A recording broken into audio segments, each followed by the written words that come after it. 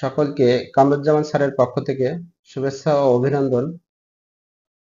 আমরা আজ যৌথ মূলধনী কারবারের মূলধন হিসাব অর্থাৎ শেয়ার ইস্যু নিয়ে আলোচনা করব। তো আমাদের আজকের পর্ব হচ্ছে 1। আমরা জানি কোনো অধ্যায় শুরু করার পূর্বে প্রথম যে পর্ব থাকে সেই পর্বে অনেক গুরুত্বপূর্ণ বিষয় নিয়ে আলোচনা করা হয়।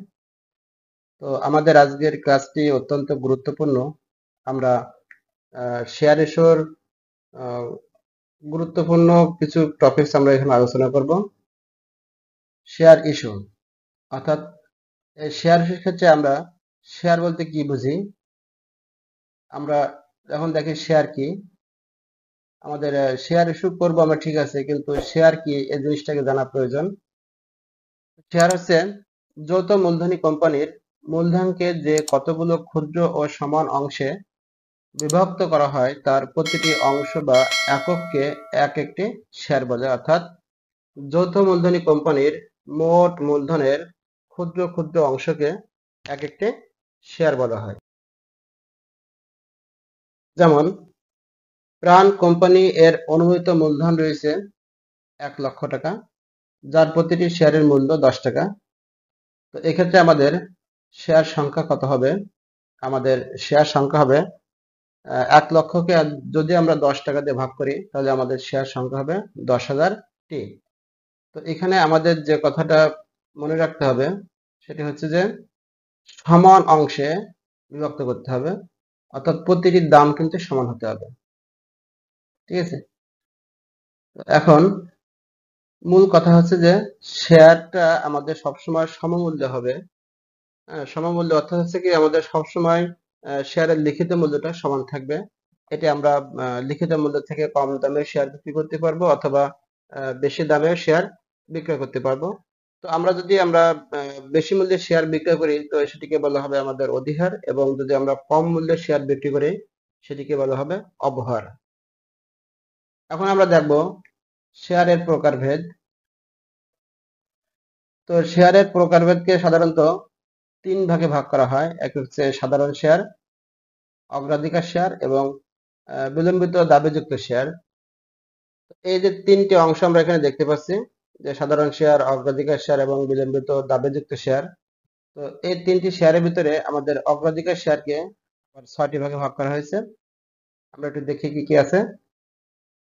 আমাদের প্রথমে আছে সঞ্চয়ী অগ্রাধিকার যুক্ত শেয়ার, এরপর আছে ভাগীদারি অগ্রাধিকার যুক্ত শেয়ার, অসঞ্চয়ী অগ্রাধিকার যুক্ত শেয়ার, পরিশোধ্য অগ্রাধিকার যুক্ত শেয়ার, অভাগীদারি অগ্রাধিকার যুক্ত শেয়ার এবং অপরিশোধ্য অগ্রাধিকার যুক্ত শেয়ার। অর্থাৎ আমাদের এই শেয়ারের প্রকারভেদ, আমরা যারা বিএম শাখায় আছি আমাদের কিন্তু অনেক সময় প্রশ্ন থাকে যে শেয়ার বলতে কি বুঝি, শেয়ারের প্রকারভেদ লিখো। তো আমরা এই প্রশ্নটা এভাবে লিখতে পারি। এখন দেখব সাধারণ শেয়ার ইস্যুর নিয়মাবলী, অর্থাৎ আমরা যে 3টি শেয়ারের প্রকারভেদ দেখছি সেখানে প্রথমে ছিল আমাদের সাধারণ শেয়ার। তো এই সাধারণ শেয়ার ইস্যু করার যে নিয়মাবলী আছে সেটি আমরা এখন দেখব। তো বাংলাদেশে সাধারণত যৌথ মূলধনী কোম্পানি 2 ভাগে শেয়ার মূলধনের অর্থ সংগ্রহ করে থাকে। 2 ভাবে। একটি হচ্ছে আমাদের শেয়ারের পূর্ণ মূল্য একত্রে, অর্থাৎ শেয়ারের যে মূল্য থাকবে সেই মূল্যটা একত্রে নিয়ে শেয়ারটা বিক্রি করবে। আমাদের আরেকটি পদ্ধতি হচ্ছে শেয়ারের মূল্য কিস্তির মাধ্যমে, অর্থাৎ যে শেয়ারের টাকা থাকবে বা শেয়ারের যে মূল্যটা থাকবে সেটিকে কয়েকটি ভাগে ভাগ করে সেটি নেওয়া হয়। তো আমরা একটু দেখি। শেয়ারের মূল্য কিস্তির মাধ্যমে আদায় করার ক্ষেত্রে প্রতিটি শেয়ারের মূল্যকে কয়েকটি ভাগে ভাগ করে আদায় করা হয়, যথা শেয়ার আবেদন, শেয়ার আবন্টন, শেয়ার প্রথম তলব ও শেয়ার শেষ তলব ইত্যাদি। অর্থাৎ আমাদের মূলত শেয়ার ইস্যুটা আমরা যে গাণিতিক সমস্যার সমাধানগুলো করব সেগুলো আমরা এই শেয়ারের মূল্য কিস্তির মাধ্যমে যদি আদায় করা হয় সেক্ষেত্রে কিভাবে আমাদের শেয়ারের নিয়মগুলো হয় সেগুলো আমরা আজকে দেখব, সাধারণ শেয়ারের নিয়মটা। তো আমরা সাধারণ শেয়ারের মূল্য কিস্তির মাধ্যমে শেয়ার ইস্যুর নিয়মাবলী দেখি। এখানে আমাদের প্রথমে আছে সমহারে শেয়ার ইস্যু, অর্থাৎ আমরা ধরলাম যে একটি শেয়ারের মূল্য 10 টাকা। তো যদি আমরা 10 টাকার শেয়ার 10 টাকায় বিক্রি করি, সেটিকে বলা হচ্ছে সমহারে শেয়ার ইস্যু। দ্বিতীয়ত আছে আমাদের অধিহারে শেয়ার ইস্যু। অধিহার বলতে আমরা বুঝি হচ্ছে অধিক মূল্যে শেয়ার বিক্রয় করা। অর্থাৎ যদি কোম্পানি লিখিত মূল্য অপেক্ষা বেশি মূল্যে শেয়ার বিক্রি করে থাকে, তাহলে ওই বেশি মূল্যকে অগ্রাধিকার শেয়ার বলা হয়। আমি ছোট্ট একটি উদাহরণ দিই। মনে করো যে প্রতিটি শেয়ারের দাম 10 টাকা, আমি প্রতিটি শেয়ার 12 টাকা করে বিক্রি করছি। তো এক্ষেত্রে আমরা বেশি বিক্রি করছি হচ্ছে 2 টাকা। এই 2 টাকা হচ্ছে এখানে অধিহার।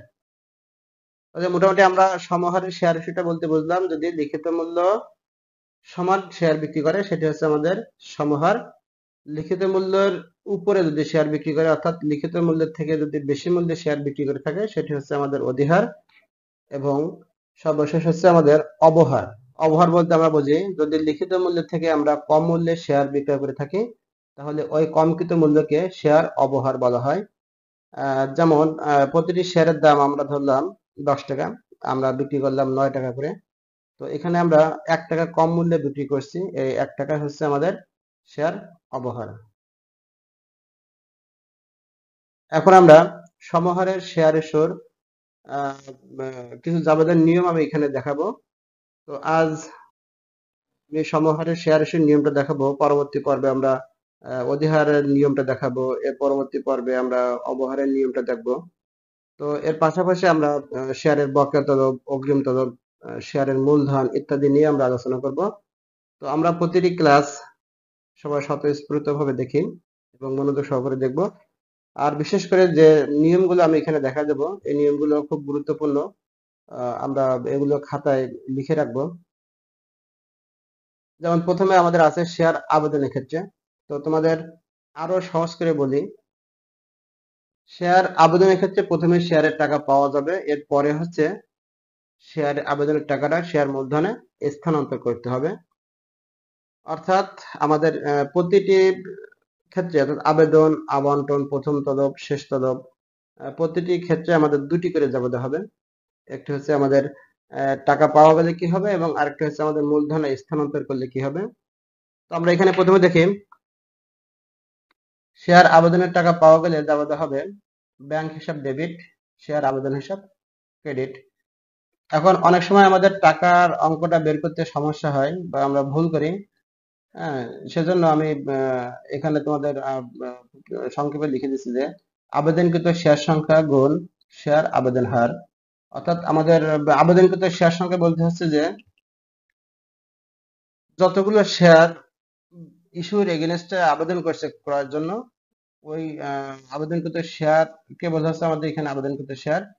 তো আবেদনকৃত শেয়ারকে যদি আমি শেয়ার আবেদনের হার দ্বারা গুণ করি, তাহলে আমাদের শেয়ার আবেদনের টাকা পাওয়া যাবে।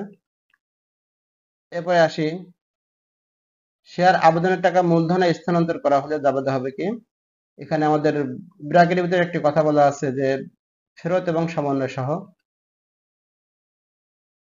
তো এখানে আমি আরো একটি কথা বলে রাখি, সেটি হচ্ছে যে কোম্পানি কিন্তু নগদ টাকা লেনদেন করে না, কোম্পানি সবসময় ব্যাংকের মাধ্যমে লেনদেন করে থাকে। কোম্পানি টাকা পাইলেও আমাদের ব্যাংক হিসাব ডেবিট হবে, এবং কোম্পানি যদি কখনো কোনো খরচ করে, তার জন্য আমাদের ব্যাংক হিসাবকে ক্রেডিট করতে হবে। এখন ফেরতটা কি, ফেরত হচ্ছে যে এখানে একটু দেখি যে আমাদের আমি 10,000 শেয়ার বিক্রি করব। হ্যাঁ, আমি এখানে 10,000 শেয়ার বিক্রি করব, আমার আবেদন করছে 11,000 শেয়ার। এই 11,000 হচ্ছে আমাদের আবেদনকৃত শেয়ার, আমাদের ইস্যুকৃত শেয়ার হচ্ছে 10,000 আর আবেদনকৃত শেয়ার হচ্ছে 11,000। এখন আমি কোনো সময় ইস্যুকৃত শেয়ার সংখ্যা থেকে একটি শেয়ারও বেশি বন্টন করতে পারবো না। অর্থাৎ তাহলে আমাদের এখানে এই যে 10,000 এবং 11,000 এর ব্যবধান হচ্ছে আমাদের 1,000, মানে এই 1,000 আমাদের বেশি আবেদন করেছে। এখন এই 1,000 টাকে আমরা কিভাবে সমাধান করব, এটা কোম্পানির পরিচালনা পরিষদ সিদ্ধান্ত গ্রহণ করবে। তো আমরা এখানে ধরি যে এখান থেকে আমাদের 300 শেয়ারের টাকা আমাদের ফেরত দিবে, এবং 700 শেয়ারের মালিক যারা আছে এদের টাকাটা পরবর্তী কিস্তির সঙ্গে সমন্বয় করবে। আমি বিষয়টা প্রথমে ক্লাসে একটু জটিল মনে হলেও এখানে একটু বলে রাখা ভালো। আমরা আমরা যখন গাণিতিক সমস্যা যাব তখন এই বিষয়গুলো বেশি সলভ করতে হবে। তো এখানে দেখা যাচ্ছে যে আমাদের বন্টনকৃত শেয়ার হবে 10,000, ফেরতকৃত শেয়ার হবে 300 এবং সমন্বয়কৃত শেয়ার সংখ্যা হবে 700। তো শেয়ার আবেদনের টাকা যদি মূলধনে স্থানান্তর করা হয় তো সেক্ষেত্রে আমরা যাবো যেটা দেখি। শেয়ার আবেদন হিসাব ডেবিট, শেয়ার মূলধন হিসাব ক্রেডিট, ব্যাংক হিসাব ক্রেডিট এবং শেয়ার আবন্টন হিসাব ক্রেডিট। তো শেয়ার আবেদন হিসাব ডেবিট, এখানে আমাদের ঠিক এখানে যে টাকাটা ছিল সেই টাকাটা আমাদের এখানে ডেবিট করতে হবে, অর্থাৎ আবেদনকৃত শেয়ার সংখ্যার সঙ্গে শেয়ার আবেদনের হার গুণ করে যে টাকাটা পাওয়া যাবে সেটা আমরা এখানে শেয়ার আবেদনকে ডেবিট করব। শেয়ার মূলধন, এখানে আছে বন্টনকৃত শেয়ার সংখ্যা। বন্টনকৃত শেয়ার সংখ্যা আমি এখানে বলতে কি বুঝালাম, যে আমাদের এই যে 10,000 শেয়ার, এই 10,000 শেয়ারই হচ্ছে আমাদের বন্টনকৃত শেয়ার। তো এই 10,000 সঙ্গে আমাদের শেয়ারের আবেদন হার যেটা থাকবে সেটি আমরা গুণ করব। ব্যাংক হিসাব, আমি একটু আগে বলছিলাম যদি আমরা কখনো ব্যাংক থেকে টাকা কমে যায় কোনো কারণে সেক্ষেত্রে আমাদের ব্যাংক হিসাবকে ক্রেডিট করতে হবে। তো এখানে বলা আছে ফেরতকৃত শেয়ার সংখ্যা, যদি আমরা এখানে এটি এই উদাহরণের সঙ্গে সামঞ্জস্য হয় তাহলে আমাদের এখানে ফেরতকৃত শেয়ার সংখ্যা আছে 300, তাহলে আমরা 300 শেয়ারের সঙ্গে শেয়ারের যে আবেদন হার থাকবে সেটি দিয়ে আমরা গুণ করব। এরপরে আছে শেয়ার আবন্টন হিসাব, এখানে হচ্ছে সমন্বয়কৃত শেয়ার। সমন্বয়কৃত শেয়ার সংখ্যা হচ্ছে যে এখানে 700। এখন সমন্বয় বলতে আমরা কি বুঝি, সমন্বয় বলতে কি বুঝি সেটি একটু দেখি। ধরো আমি একটি দোকান থেকে বাকি কেনা বেচা করি, সেখানে আমার কাছে বাকি পাওনা আছে 500 টাকা। এখন আমি তাকে 1,000 টাকা নোট দিলাম যে ভাই 1,000 টাকা নিয়ে আপনি টাকাটা রাখেন। সে আমাকে কত টাকা ফেরত দেবে? 500 টাকা। এখন বলতেছে যে ভাই আপনি বাকি যে 500 টাকা পাবেন এটা আপনি নিয়ে যান। আমি বলছি না, ঠিক আছে 500 টাকা থাক, পরে যখন বাকি কিনে তখন ওটা আপনি ওখান থেকে ওই টাকাটা সমন্বয় করে নিয়েন। এখন পরে মনে করো যে আমি এখান থেকে আবার 700 টাকা বাকি ক্রয় করলাম, তাহলে সে আমাকে বা সে আমার কাছে এখন কত টাকা পাইতে যাচ্ছে একটু বলি। আমাদের এখানে সে আমাদের কাছে পাইতে যাবে কিন্তু 200 টাকা, কারণ বাদ বাকি 500 টাকা কিন্তু আমি ওর টাকার সঙ্গে সমন্বয় করে দিচ্ছি। তো অনুরূপভাবে শেয়ারের ক্ষেত্রে যে সমস্যাটা হয় সেটা হচ্ছে যে একজন ব্যক্তি অনেকগুলো শেয়ারের জন্য আবেদন করতে পারে, কিছু সংখ্যক আবেদন গ্রান্টেড হয় আবার কিছু সংখ্যক আবেদন রিজেক্টেড হয়। তো যেটা রিজেক্টেড হয় সে টাকাটা তারা ফেরত পায়। এখন আহ, ওই ব্যক্তি বলতে পারে যে আমার এই শেয়ারের টাকাটা ফেরত দেওয়া লাগবে না, আমার এই টাকাটা পরবর্তী কিস্তির সঙ্গে আপনি সমন্বয় করে রাখবেন, অর্থাৎ যখন আবন্টনের টাকা নেবেন তখন আমার এই টাকাটা আপনি ওই সময় কেটে রাখবেন। মেন কথা হচ্ছে সমন্বয়কৃত শেয়ার সংখ্যা বলতে আমরা এটাকে বুঝি, যে অতিরিক্ত যে শেয়ার সংখ্যা থাকবে ওই শেয়ারের টাকা ফেরত না দিয়ে যদি পরবর্তী কিস্তির জন্য আমরা রেখে দিই তাহলে সেটি হবে আমাদের সমন্বয়কৃত শেয়ার। এরপরে আসি শেয়ার আবন্টনের ক্ষেত্রে। শেয়ার আবন্টন অর্থাৎ আমরা এখন শেয়ারটাকে বন্টন করব। তো শেয়ার আবন্টনের ক্ষেত্রে প্রথমে টাকাটা মূলধনে স্থানান্তর করতে হবে, এরপরে আমাদের শেয়ারের আবন্টনের টাকাটা আমরা পাবো। হ্যাঁ, তো শেয়ার আবন্টনের টাকা যদি মূলধনে স্থানান্তর করা হয় সেক্ষেত্রে যাবে হবে শেয়ার আবন্টন হিসাব ডেবিট, শেয়ার মূলধন হিসাব ক্রেডিট। এখানে ব্র্যাকেট ভিতর বলে দেওয়া আছে যে আবন্টনকৃত শেয়ার সংখ্যা গুণ শেয়ার আবন্টন হার, অর্থাৎ আমরা যখন আবেদন করছি তখন কিন্তু আবেদনের হার দিয়ে এখানে গুণ করছি, এখন আমরা শেয়ার আবন্টনে আসছি, আমরা এখানে শেয়ার আবন্টনের হার দিয়ে সব গুণ করে টাকাটা বের করব।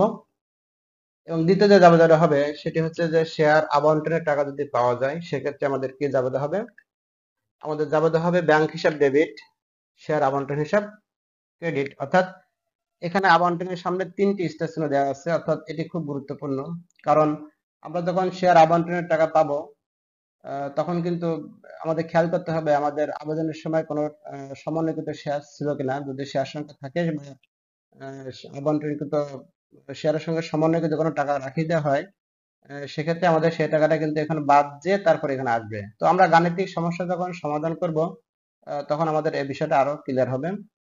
তো আমরা আপাতত এটাই শিখি যে শেয়ার আবন্টনের ক্ষেত্রে দুটো জাবেদা হবে। জাবেদা দুটা কি এটা আমরা একটু খাতায় লিখে রাখবো, কারণ আমরা পরবর্তী ক্লাসগুলোতে কিন্তু আমরা অধিহার এবং অবহার নিয়ে আলোচনা করব এবং তারপরে যে আমরা গাণিতিক সমস্যার সমাধান করব,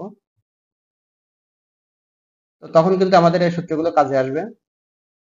এরপর আমরা আসি শেয়ার তলবের ক্ষেত্রে শেয়ার তলব অর্থ হচ্ছে যে কোম্পানি বন্টন কিন্তু শেয়ার হোল্ডারদের নোটিশের মাধ্যমে জানিয়ে দেয় যে আগামী এত তারিখ বা 5 দিন বা 7 দিনের ভিতরে আপনার তলবের টাকাটি আপনি জমা করেন। অর্থাৎ কোম্পানি তখন টাকা চায়। তো যদি টাকা চাই অর্থাৎ শেয়ার তলবের টাকা চাওয়া হলে আমাদের যাবে হবে শেয়ার তলব হিসাব ডেবিট, শেয়ার মূলধন হিসাব ক্রেডিট। এখানে আমরা একটু লক্ষ্য করি বন্টনকৃত শেয়ার সংখ্যার সঙ্গে শেয়ার তলবের হার কিন্তু গুণ করতে হবে। আমি সংক্ষেপে এখানে শেয়ার তলব বলতে আমি প্রথম তলব, শেষ তলব বা যত তলব আছে সব তলবগুলোকে কিন্তু একটা জাবেদার ভিতরে নিয়ে আসছি। তো তোমাদের যদি অঙ্কে প্রথম তলব থাকে তো আমরা এখানে লিখবো যে শেয়ার প্রথম তলবের টাকা চাওয়া হলে এখানে শেয়ার প্রথম তলব লিখে দেবো। যদি আমাদের শেয়ার শেষ তলব থাকে তাহলে আমরা এখানে লিখবো শেয়ার শেষ তলব। ঠিক আছে। এবং সর্বশেষ শেয়ার তলবের টাকা পাওয়া গেলে আমাদের যাবে হবে ব্যাংক হিসাব ডেবিট, শেয়ার তলব হিসাব ক্রেডিট। এখানে আমরা 3টি স্টার চিহ্ন দেখতে পাচ্ছি। এই 3টি স্টার চিহ্নটা আমরা গাণিতিক সমস্যার সমাধানের সময় বিস্তারিত বুঝবো। তো এখানে আরেকটু বলি যে আমাদের এখানে তলবের সময় আমরা কেন স্টার চিহ্ন দিয়েছি, কারণ অনেক সময় টাকা চাওয়া হলে সকল শেয়ার হোল্ডার কিন্তু টাকা দিতে পারে না। কিছু শেয়ার হোল্ডার টাকা দিতে অপারগতা প্রকাশ করে, অর্থাৎ তারা টাকা দিতে ব্যর্থ হয়। সেক্ষেত্রে ওই যে টাকা দিতে পারে না যে শেয়ারগুলো সেগুলোকে কিন্তু অনাদায়ী তলব বলা হয়। তো এখানে অনাদায়ী তলবের যে বিষয়টা সেটা আমরা একটা পর্বে আমরা শেয়ার বকেয়া তলব এবং শেয়ার অগ্রিম তলব নিয়ে আলোচনা যখন করব তখন আমরা সেখানে বুঝতে পারবো। তো আজকে প্রথম পর্বে আমরা যেটুকু আলোচনা করছি আশা করি সবাই বুঝতে পারছো। আমরা পরবর্তী পর্বে শেয়ার অধিহার নিয়ে আলোচনা করব বা অধিহারের শেয়ার ইস্যু করলে কি কি জাবেদা সমস্যা হবে সেগুলো আমরা এখানে দেখে নেব। তো সকলকে ধন্যবাদ জানিয়ে আমি বিদায় নিচ্ছি। আল্লাহ হাফেজ।